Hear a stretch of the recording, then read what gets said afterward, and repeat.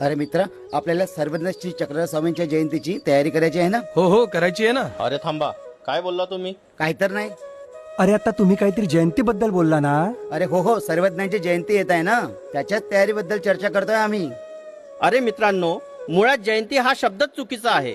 जयंती ही एखाद्या थोर पुरुषाची किंवा एखाद्या थोर हुतज्ञाची यांचीच साजरी करतात, पण परमेश्वराची नाही, हे लक्षात ठेवा. बरोबर आहे.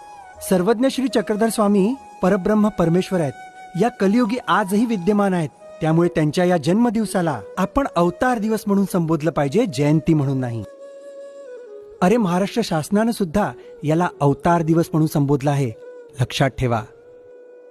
हो, अगदी बरोबर आहे. अरे मला हे सुद्धा वाटतं की प्रत्येक मराठी व्यक्तीनं हा अवतार दिवस महाराष्ट्रापुरताच मर्यादित न ठेवता याला संपूर्ण विश्व पातळीवर मोठ्या धूमधडक्यात साजरा करायला पाहिजे.